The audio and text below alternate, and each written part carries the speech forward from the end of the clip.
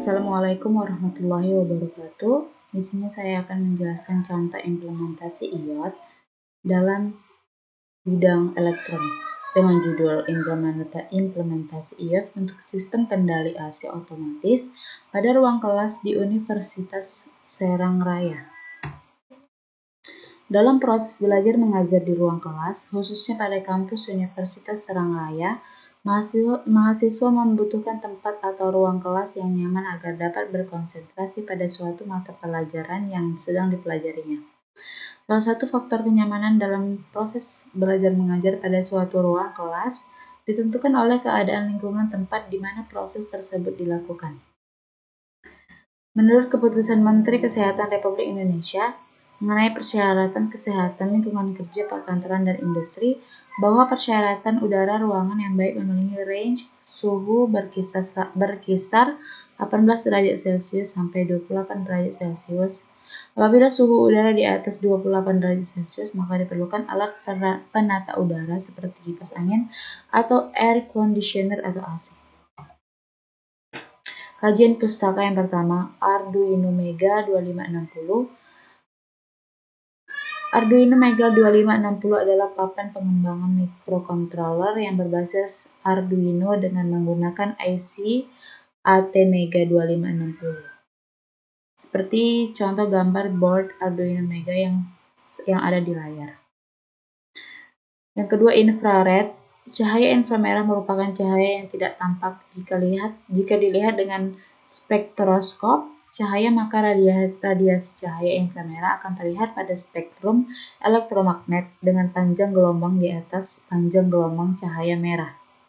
Dengan panjang gelombang ini, maka cahaya inframerah tidak akan terlihat mata, namun radiasi panas yang ditimbulkannya masih dapat dirasakan.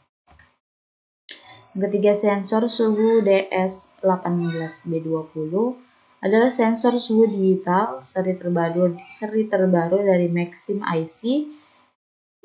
Lalu dicaplok yang dibuat adalah Dallas Semiconductor, lalu dicaplok oleh Maxim.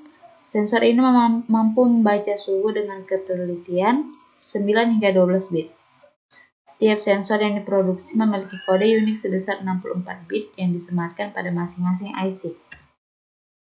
Yang ketiga, Ethernet SIL W5500 adalah modul yang digunakan untuk mengkoneksikan Arduino dengan internet menggunakan kabel. Yang keempat, sensor ultrasonik atau ping merupakan input utama rangkaian yang memancarkan gelombang ultrasonik setelah menerima trigger dari microcontroller. Selanjutnya, buzzer adalah speaker bulat 12 mm kecil yang terdengar beroperasi di kisaran 2 kHz. Speaker ini dapat digunakan untuk menghasilkan output nada dengan terbuka yang mudah digunakan. Selanjutnya, LED atau Light Emitting Diode. Light Emitting Diode atau sering disingkat dengan LED adalah komponen elektronika yang dapat memancarkan cahaya monokromatik ketika diberikan tegangan maju. Lalu Liquid Crystal Display atau LCD adalah suatu jenis display elektronik yang dibuat dengan teknologi CMOS logic yang bekerja dengan tidak menghasilkan cahaya tetapi memantulkan cahaya yang ada di sekelilingnya terhadap front lit atau mentransmisikan cahaya dari backlit.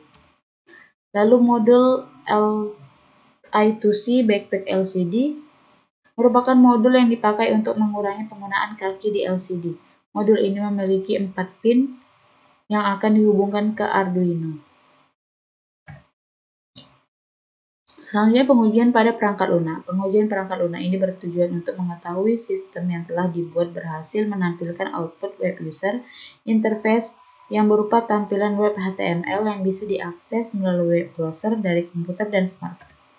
Kesimpulannya adalah berdasarkan hasil analisis dan pembahasan, dapat ditarik kesimpulan sebagai berikut. Yang pertama, pengaturan AC bisa dikendalikan secara otomatis tanpa menggunakan remote control. Yang kedua, sistem kendali AC otomatis ini mampu menciptakan kondisi suhu ruangan yang bisa terkontrol secara otomatis dan bisa dimonitor. Yang ketiga, sistem pada alat ini mampu meminimalkan penggunaan beban listrik dari penggunaan AC yang boros. Sekian saja penjelasan dari saya. Mohon maaf jika kurang jelas dipahami. Assalamualaikum warahmatullahi wabarakatuh.